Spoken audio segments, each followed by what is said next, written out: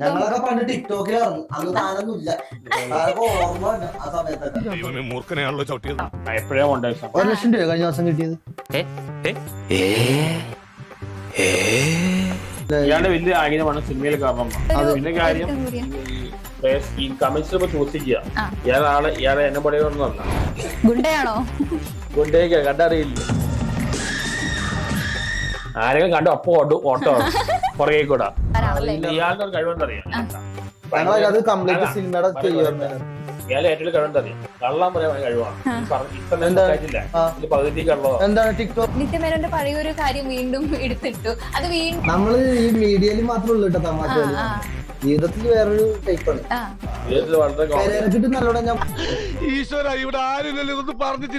ഞാനാണ് വക്കീലായിട്ട് പോകുന്നത്.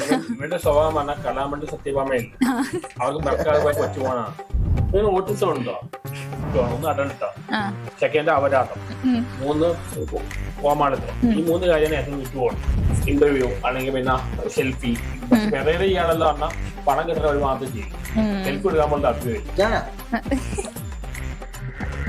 ഞങ്ങളൊക്കെ പണ്ട് ടിക്ടോക്കിലായിരുന്നു. അന്ന് താനൊന്നുമില്ല. ഓർമ്മ ഉണ്ട് ആ സമയത്തൊക്കെ. ടിക്ടോക്കിലൊക്കെ ഉണ്ടായിരുന്നോ?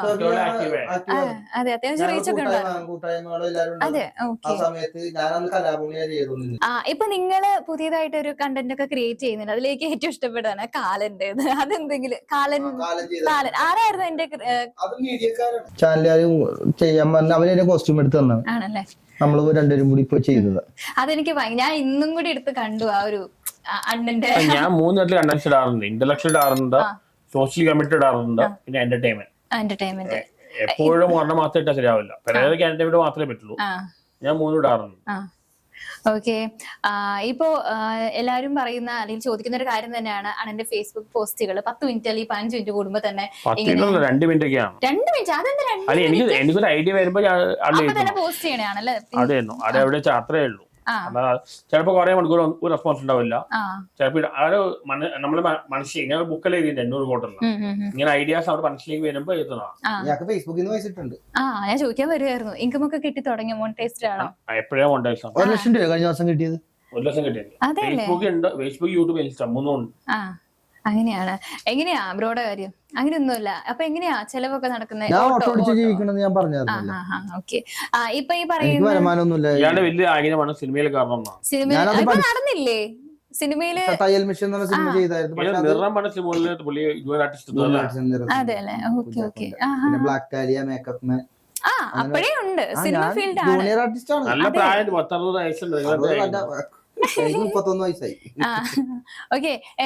ഇപ്പോ ഈ പറയുന്ന പേര് എല്ലാരും നേരത്തെ പറഞ്ഞ പോലെ തന്നെ അറിയപ്പെടുന്നത് പൈനാപ്പിൾ മുടിയുള്ള ചേട്ടൻ. മുടി പോയി. ഇപ്പൊ രാജംബി ദേവിയായിട്ട് ഒരെണ്ണം ചെയ്യാൻ വേണ്ടി തൊമ്മനും മക്കളും IRA മീഡിയയില് ഞാനും അഷ്റഫും മറ്റേ നജീബ് 5 മില്യൺ വീഡിയോ SPBയുടെ ചെയ്തായിരുന്നു.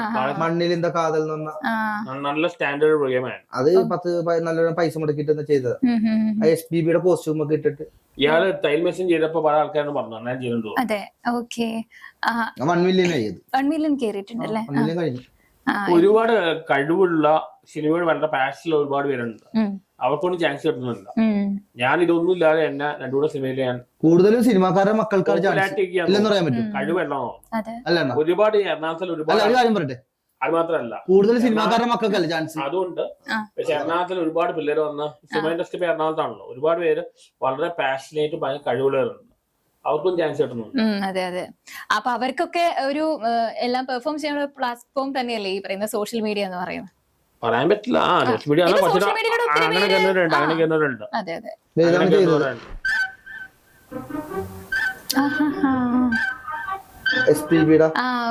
നല്ല സ്റ്റാൻഡേർഡ് IRA മീഡിയ അത് ചെയ്തേക്കുന്നത്. അതെ അല്ലേ? നന്നായിട്ടുണ്ട്.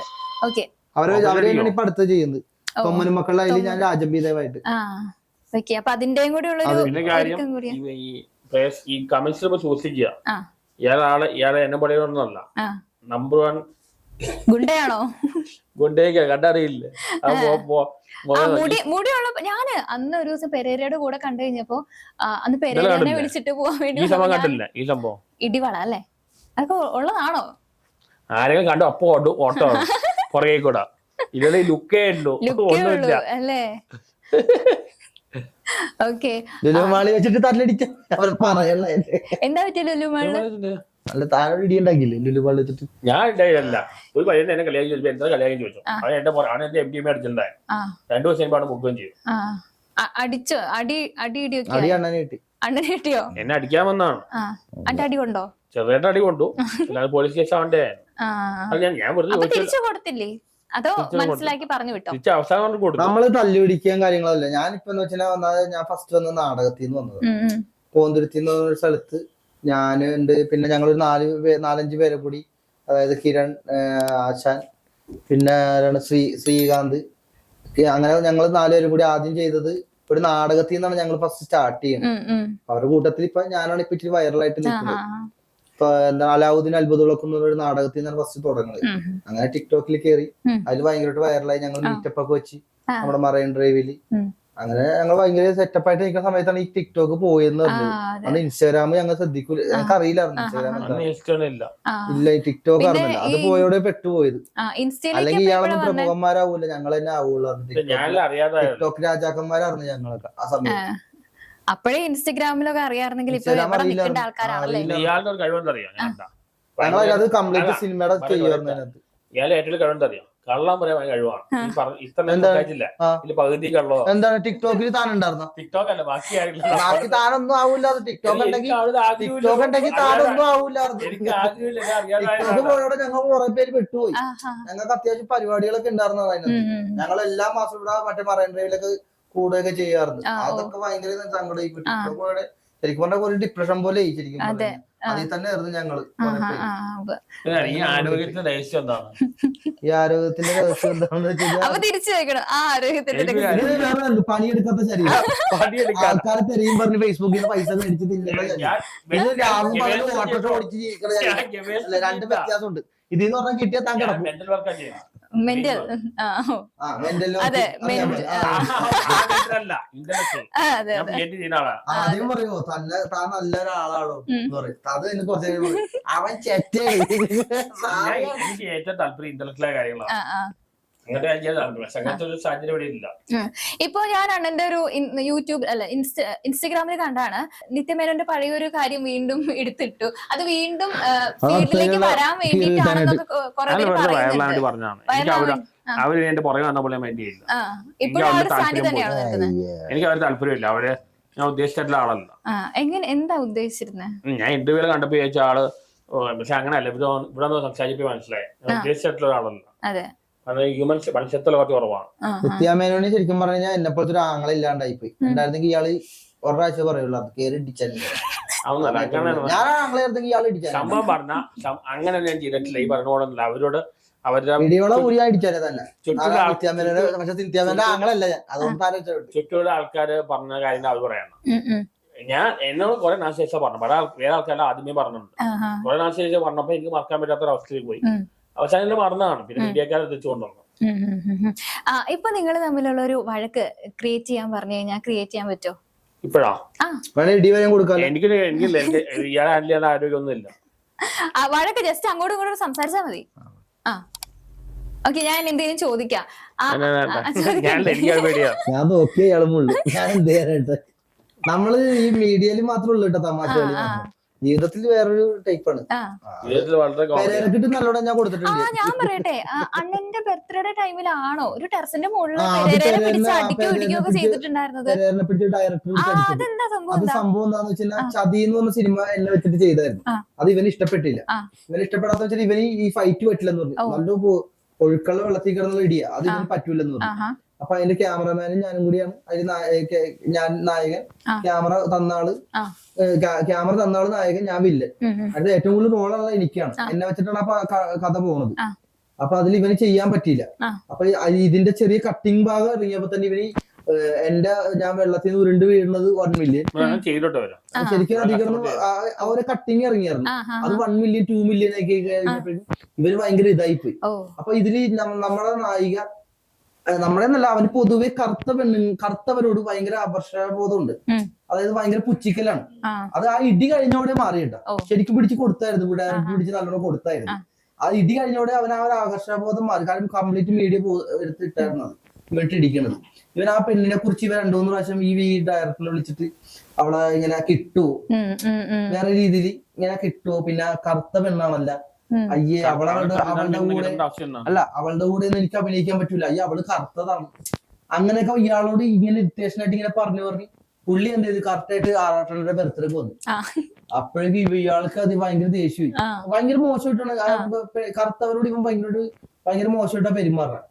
ഈ ഡയറക്ടറിനോട് ഇവൻ വളരെ മോശമായിട്ട് എന്തോ പറഞ്ഞായിരുന്നു ഈ പെണ്ണിനെ. ഇത് പറഞ്ഞപ്പോൾ തന്നെ ഡയറക്ടർ ഈ കറക്റ്റ് ആറാട്ടന്റെ ബർത്ത്ഡേക്ക് വന്നപ്പോ ഇവനെ കിട്ടിയത്. കിട്ടിയിട്ട് 2 എണ്ണം പടം നല്ലോണം കൊടുത്തു. അതോടെ അവനല്ലേ വേറെ അതോടെ അവന് ആ കറുത്തവരോടുള്ള ആ ഒരു ഇതില്ലേ അത് മാറി, അതങ്ങനെ ശരിക്കും മാറി. അത് കഴിഞ്ഞപ്പോഴാണ് ഇവൻ ജാതി പേര് വിളിച്ച് ഡ്രൈവറിനെ ജാതി പേര് വിളിച്ചെന്ന് പറഞ്ഞ് ഡ്രൈവർ കൊണ്ടേ കേസ് കൊടുത്തു. അന്ന് ഇവൻ ശരിക്കും പേടിച്ച് കറിഞ്ഞിട്ട് എന്നെ വിളിച്ചിട്ട് ഞാനാണ് വക്കീലായിട്ട് പോകുന്നത്. ഇവന്റെ സ്വഭാവം പറഞ്ഞാൽ കലാമണ്ഡലം സത്യഭാമയില്ല, അവർക്ക് മക്കളെ പോയി കൊച്ചു പോകണം. ഇവന് കറുത്തവരോട് ഇഷ്ടമല്ല, പിന്നെ ജാതി കുറഞ്ഞ ആൾക്കാരെ ജാതി പേര് വിളിച്ചിട്ടാണ്.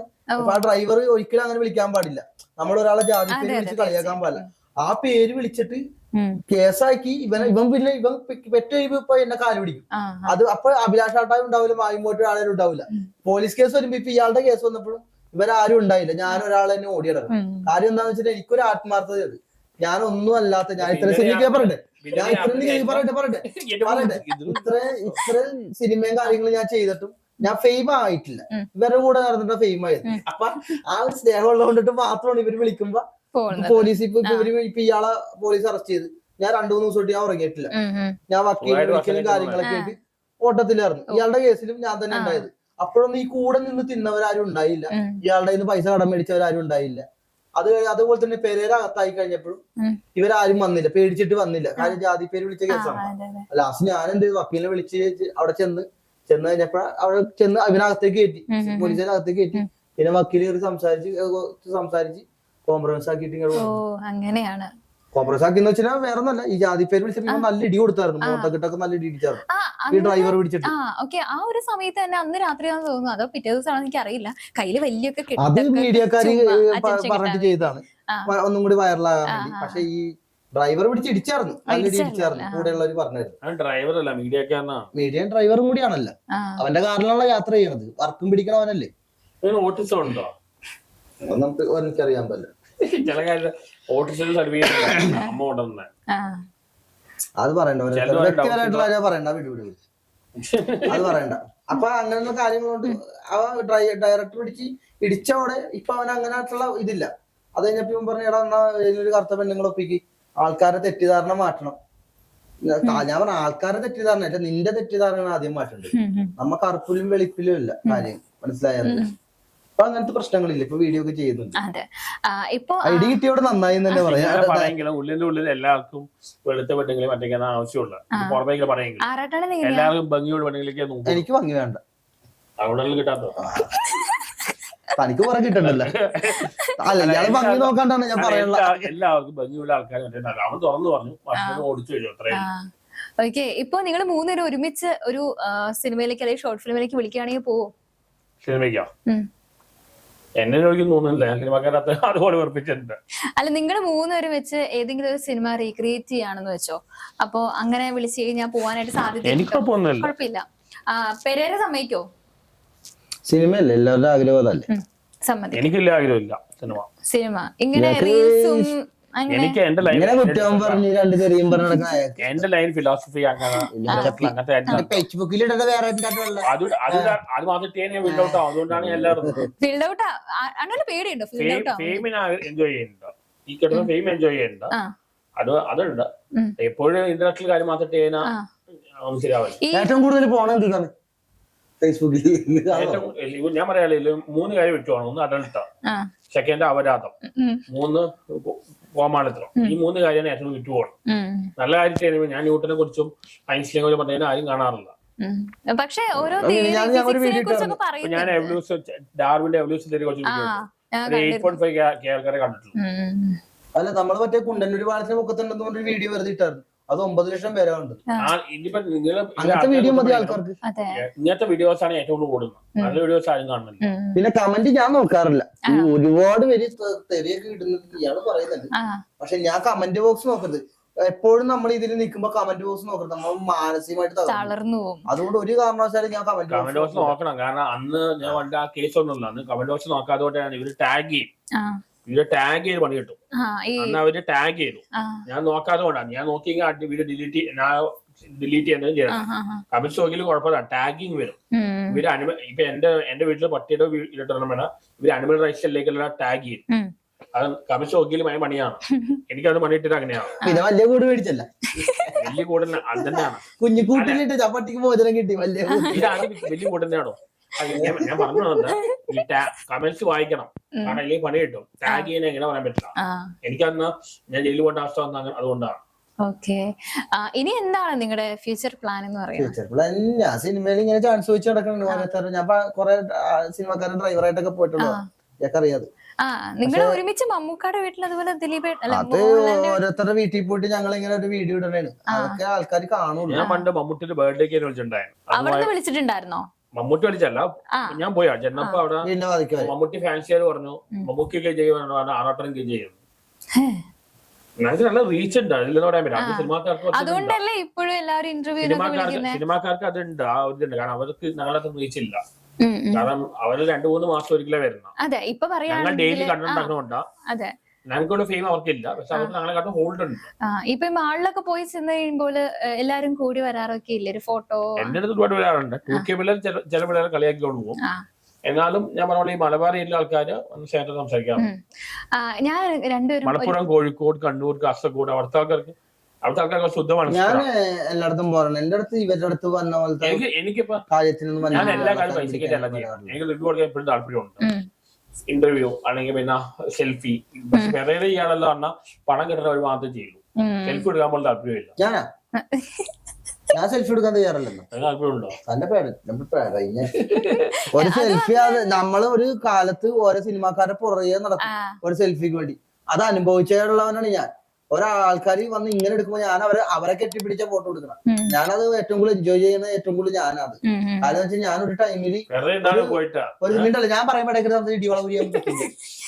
ഞാൻ ഒരു കാലത്ത് ഓരോ സിനിമാക്കാരുടെ അടുത്ത് പോയിട്ട് നമ്മൾ അവരുടെ 150 രൂപ കൊടുത്ത് നമ്മൾ അവരുടെ പടം കണ്ടിട്ട് നമ്മളൊരു സെൽഫി എടുക്കാൻ ചെല്ലുമ്പോ ചില ആട്ടി വിടും. കാര്യം എന്തുകൊണ്ടാന്ന് വെച്ച് കഴിഞ്ഞാൽ അവർക്ക് താല്പര്യമില്ല. എന്നാൽ പിന്നെ അവർ ഇതേപോലത്തെ സ്ഥലങ്ങളിൽ വരരുത്.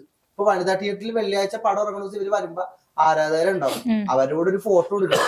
അതുണ്ടെങ്കിൽ കുഴപ്പമില്ല. ഇപ്പൊ ഞാനൊരു സിനിമയിൽ അഭിനയിച്ചിട്ട് എന്റെ കൂടെ വന്ന് ഫോട്ടോ എടുക്കാൻ ഞാൻ സമ്മതിക്കും. കാര്യം എന്താ വെച്ചാൽ അവര് എന്റെ 150 രൂപ കൊടുത്ത് എന്റെ സിനിമ കണ്ട പ്രേക്ഷകരാണ്. അപ്പൊ അവരുടെ കൂടെ സെൽഫി അതാണ് ഞാൻ ചെയ്യുന്നത്. സെൽഫി കൊടുക്കുന്നത് എല്ലാവർക്കും നിന്ന് കൊടുക്കും. ഞാനത് എൻജോയ് ചെയ്യും. ഞാൻ എന്നെ സെൽഫി എടുക്കാൻ ഇവരാക്കാനല്ലാതെ മര്യാദക്ക് വന്ന സെൽഫി എടുക്കാൻ ഞാൻ എൻജോയ് ചെയ്യാം. ഇയാളുടെ മൈൻഡ് ഔട്ട് മാറാറുണ്ട് ചില സമയത്ത് സെൽഫി എടുക്കാൻ. എന്നെ മൂഡ് ഔട്ട് ആകാൻ ഞാൻ മൂഡ് ഔട്ട് ആകുന്ന എന്നെ ആഗ്രഹം ഇൻസൾട്ട് ചെയ്യുമ്പോൾ മൂഡ് ഔട്ട്. അപ്പോഴാണ് സെൽഫി എടുത്തിട്ട് പോട്ടെന്ന് അവരുള്ളതല്ലേ നമ്മളല്ലേ. വന്നപ്പോ കൊറേ വീഡിയോ